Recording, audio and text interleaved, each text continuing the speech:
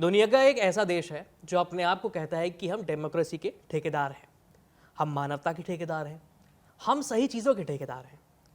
लेकिन क्या करें जब वही ठेकेदार जो है वो सारी अच्छी चीज़ें एक किनारे करके और वो जो पावर मिली हुई है उसका गलत इस्तेमाल करने लग जाए, वही शोषण करना शुरू करते। यही चीज़ हो रही है अमेरिका के साथ। अमेरिका अपने आप को दुनिया के जितने भी तमाम ह्यूमैनिटेरियन क्राइसिस होते हैं सब में कहता है कि हम जो है जाकर के आपको जस्टिस देंगे। अमेरिका कहता है कि हम सारे युद्ध रुकवाएंगे।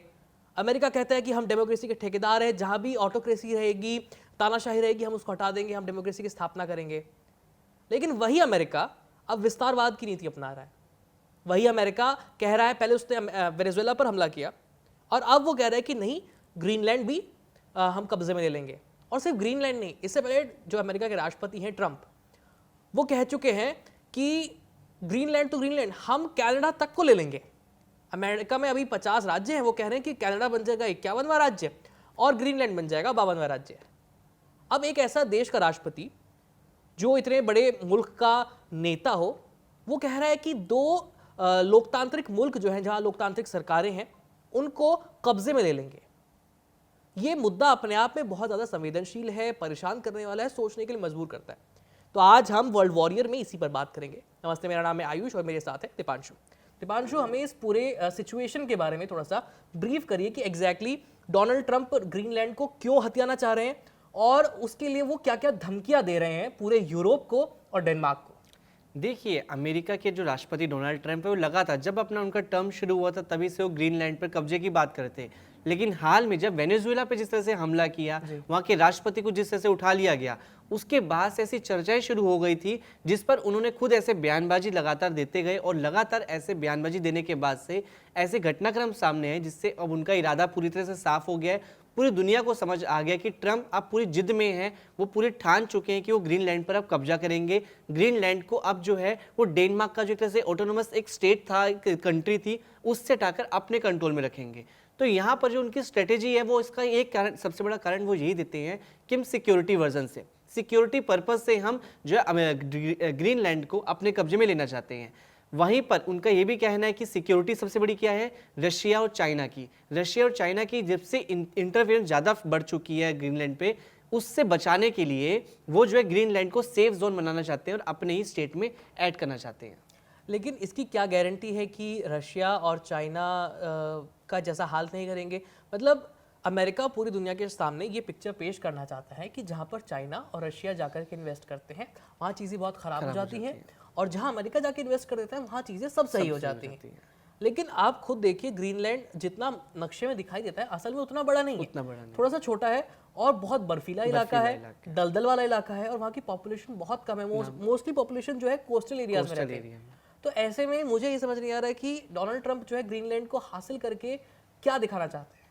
एक्चुअली उनका मकसद जो है विस्तारवादी, जिस तरह से हम चाइना की बात करते हैं कि चाइना जो ड्रैगन एक कंट्री है वो अपना विस्तार करती रहती है, अपने पड़ोसी देशों जो हैं उनकी सीमाओं में इंटरफेयर करती है, अपने बॉर्डर एरिया बढ़ाती है, वैसा ही अब अमेरिकी राष्ट्रपति डोनाल्ड ट्रंप की थिंकिंग होगी। उनकी बॉडी लैंग्वेज ये दर्शाता है कि वो ग्रीनलैंड को किसी भी हालात में अपने कब्जे में लेना चाहते हैं। इसके लिए वो जिस तरह से भी साम दान दंड भेद जो भी नीति अपनानी है वो अपनाने के लिए तैयार है।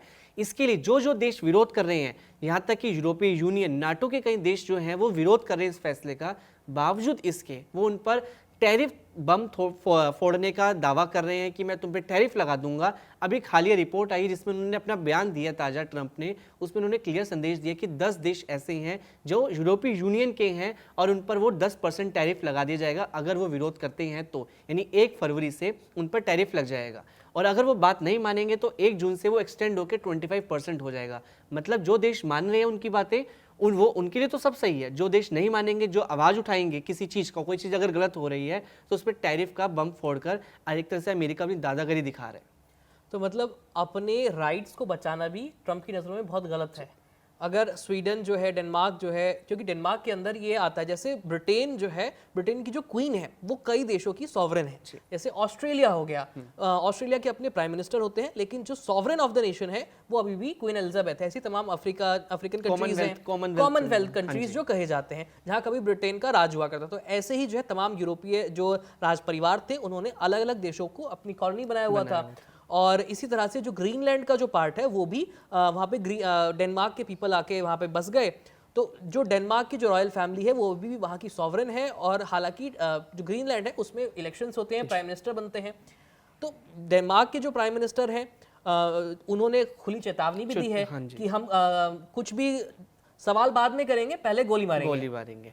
तो मतलब उनका इरादा साफ है कि वो बिल्कुल भी ग्रीनलैंड को जो है अमेरिकी कब्जे में नहीं देना चाहते हैं, क्योंकि जिस तरह से डेनमार्क ने लंबे समय से एक तरह से अपना ऑटोनोमस स्टेट तरह से घोषित किया हुआ है, वहाँ पे जिस तरह से डेवलपमेंट के प्रोजेक्ट्स भी वो चलाए हैं, बावजूद इसके अमेरिका ये कह रहा है, ट्रंप का दावा ये है कि हमने कहीं फंडिंग की है, कहीं सब्सिडीज दी हैं, डेनमार्क को, यूरोपियन यूनियन को दी हैं, तो अब वक्त आ चुका है कि वो पे ऑफ यानी रिटर्न करने की बारी आ चुकी है। यानी वो गिफ्ट के तौर के साथ साथ नहीं, बोली लगा के कीमत के रूप में वसूलना चाहते हैं। तो जबरदस्ती हो गई ना, मतलब तो लेकिन अमेरिका, हम ये जानते हैं कि अमेरिका जो चीज़ें सब्सिडी देता है लेकिन बदले में वो इन्वेस्टमेंट भी वो करता है। आप जैसे अभी यूक्रेन की बात ही हम कर रहे थे, यूक्रेन को जो पीस प्लान उन्होंने प्रपोज किया है ट्रंप ने ये कह दिया कि यूक्रेन के जितने भी मिनरल्स हैं उसको एक्सट्रैक्ट करने का जो कॉन्ट्रैक्ट होगा अमेरिकन कंपनीज के पास होगा, जो रेयर अर्थ मिनरल्स की बात कर रहे हैं। क्योंकि ट्रंप का बिजनेसमैन वाला माइंड है, उनकी पूरी थिंकिंग है कि अगर वो किसी भी देश में इन्वेस्ट करेंगे तो बदले में कुछ ना कुछ चाहेंगे, और वो रिटर्न उनके इन्वेस्टमेंट से भी बहुत ज़्यादा दुगना होना चाहिए। तो जो रेयर अर्थ मिनरल्स की बात हो रही है जो यूक्रेन में, वो ऐसे हैं कि जिस पर वो चाहते हैं कि उन्हीं का कंट्रोल हो, रशिया ना कंट्रोल कर सके। तो फिर ये जिस चीज़ का आरोप लगाते हैं चीन और रूस पे, उससे कहाँ बेहतर हो गए? अमेरिका भी तो वही काम कर रहा है ना। लेकिन अमेरिका चाहता है कि जो मेरे कंट्रोल में रहे, जो मेरी नजरिए से सब चीजें होंगी तो सब सही चल रहा है, लेकिन अगर चाइना और रशिया के थ्रू हो रहा होगा वो बिल्कुल गलत है। मतलब ये इंग्लिश में ना इस चीज़ को एक टेक्निकल टर्म दिया गया है, ये है वाइट मैन्स बर्डन। यानी जो गोरी चमड़ी के व्यक्ति हैं वो ये सोचते हैं कि जो हम सोच रहे हैं, जो हम कर रहे हैं वो बिल्कुल सही है, बाकी दुनिया को तो बुद्धि है ही नहीं। जैसा कि कभी ब्रिटिश ऑफिसर सोचा करते थे इंडिया में कि जो गोरी चमड़ी के लोग हैं वो बहुत हायरार्की में ऊपर है, सब हैं, सिविलाइज्ड है, और जो हजारों साल पुरानी परंपरा है, सिविलाइजेशन है, उसको वो नकार देते हैं। हालांकि वो कितने सिविलाइज्ड हैं वो हमें एग्जाम्पल दिखते रहते हैं, लेकिन ये सिविलाइजेशन का कहीं भी आपको सिंबल नहीं लगता है, संकेत नहीं लगता है कि आप किसी दूसरे के देश पर कब्जा कर लें। और जिस ग्रीनलैंड पर ट्रंप कब्जा करने की बात कर रहे हैं, क्या उन्होंने कभी ग्रीनलैंड के लोगों से पूछा है कि वो डेनमार्क के साथ रहना चाहते हैं या वो यूएस के साथ जुड़ना चाहते हैं? मुझे तो सबसे पहले यही सवाल करना है। और दूसरी चीज़ ये कि इससे पहले जब डोनाल्ड ट्रंप राष्ट्रपति थे तो उन्होंने कई सारी इंटरनेशनल ऑर्गेनाइजेशन से अमेरिका जिसका पार्ट था पुल आउट कर लिया था। अभी भी वो ऐसा कर रहे हैं जी। तो मुझे ऐसा लग रहा है कि जो 4 साल का डोनाल्ड ट्रंप का टेन्योर है, इस दौरान वो इतनी चीज़ें ख़राब कर देंगे कि तमाम जो कंट्रीज़ हैं, चाहे वो EU हो, चाहे अफ्रीकन कंट्रीज़ हो, चाहे मिडल ईस्ट हो, हर किसी के रिश्ते जो है अमेरिका के साथ काफ़ी टेंशन वाले हो जाएंगे। अब देखिए, जब से डोनाल्ड ट्रंप का कार्यकाल आया तब से जो अमेरिका की एक साख थी दुनिया भर में, अब वो बहुत बदल चुकी है, वो धूमिल होती गई है। वो वाली बात नहीं रही है कि जो विश्व का चौधरी जिस तरह से अमेरिका की बात का एक वजन माना जाता था, आज वो अमेरिका की वो बात नहीं मानी जा रही है। अमेरिका अपनी दादागिरी दिखा रहा है, अपना दबदबा दिखा रहा है, अपनी बातों को लागू करने के लिए, मनवाने के लिए एक्शंस ऐसे ले रहा है, वो ऐसी स्थिति क्रिएट कर रहा है कि वहाँ पे उसकी हेल्प ली जाए।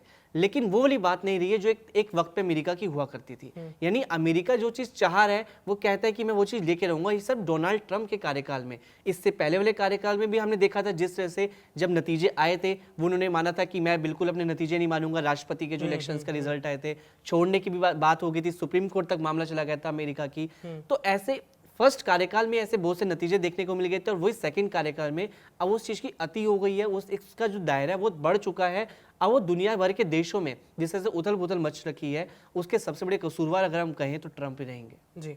तो इसी के साथ हम इस प्रोग्राम को, ये इस एपिसोड को यहीं कंक्लूड करने की कोशिश करते हैं, और साथ में बता देते हैं कि अमेरिका आज से पहले कई सालों तक ये सोचता था कि दुनिया केवल सिंगल पोल पर टिकी हुई है जिसका आधार अमेरिका है, लेकिन आज जो है मल्टीपोलर वर्ल्ड का ज़माना है। किसी भी एक कंट्री की कोई स्पेसिफिक धाक नहीं है, ये चीज़ें बढ़ चुकी हैं। तमाम न्यू इकोनॉमीज़ हैं जो उभर रही हैं, चाइना है, इंडिया है, और तमाम दूसरे देश हैं जो बहुत तेज़ी से ग्रोथ कर रहे हैं। तो ऐसे में अमेरिका को सोचना चाहिए कि दुनिया में इकलौता कंट्री नहीं है। अगर आप किसी देश पर टैरिफ लगाएंगे तो वो दूसरी जगह अपने बिजनेस पार्टनर खोज लेगा, तो नुकसान इसमें अमेरिका का है और अमेरिकन लोगों का है। और जहाँ तक हमें लग रहा है कि समय समय पर डोनाल्ड ट्रंप के खिलाफ जो है लगातार प्रदर्शन भी हो रहे हैं अमेरिका के अंदर, तो ना सिर्फ दुनिया भर में अमेरिका की छवि खराब करने में लगे हुए हैं डोनाल्ड ट्रंप, बल्कि अपनी खुद की जो पार्टी है उसका भी भविष्य वो खराब कर रहे हैं कि आने वाले जो अभी मिड टर्म्स होने वाले हैं उसमें, और उसके बाद जो दूसरे राष्ट्रपति चुनाव होंगे नेक्स्ट, उसमें मुझे लग रहा है कि डोनाल्ड ट्रंप की पार्टी को बहुत बड़ा झटका लगने वाला है, क्योंकि लोगों के अंदर मतलब ये ऐसा लग गया कि डोनाल्ड ट्रंप ने अति करती है। वैसे आपका इस पूरे मुद्दे पर क्या सोचना है, आप कमेंट सेक्शन में लिख करके भेज सकते हैं। मेरा नाम है आयुष, मेरे साथ है दीपांशु। देखते रहिए कड़ा। धन्यवाद।